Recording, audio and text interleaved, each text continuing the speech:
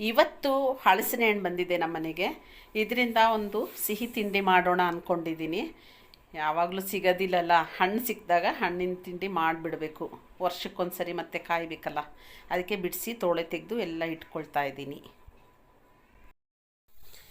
ಇದು ನೆನೆಸಿಟ್ಟಂಥ ಅಕ್ಕಿ.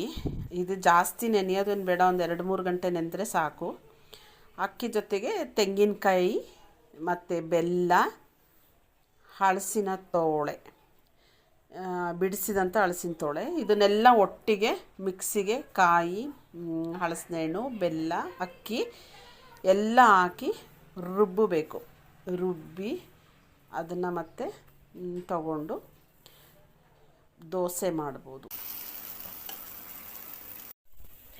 ನೋಡಿ, ಹಲಸಿನ ಹಣ್ಣಿನ ದೋಸೆ ತೆಗೆದು ಹಂಗೇನಾದರೂ ಯೂಸ್ ಮಾಡ್ಬೋದು, ಇಲ್ಲ ಈ ಥರ ಪಡ್ಡು ಬೇಕಾದರೂ ಮಾಡ್ಕೋಬೋದು. ಪಡ್ಡು ಮಾಡಿಕೊಂಡ್ರೂ ತುಂಬ ಚೆನ್ನಾಗಿರುತ್ತೆ. ಜಾಸ್ತಿ ಎಣ್ಣೆನೂ ಏನು ಬೇಕಾಗಲ್ಲ. ಅದ್ರ ಪಡ್ಡಿಂದು ಸಿಟ್ಟಿಗೆ ಸ್ವಲ್ಪ ಎಣ್ಣೆ ಹಚ್ಚಿಬಿಟ್ಟು ಅದರೊಳಗೆ ಹಿಟ್ಟಾಕಿ ಈ ಥರ ಮಾಡಬೇಕು. ತುಂಬ ಚೆನ್ನಾಗಿರುತ್ತೆ.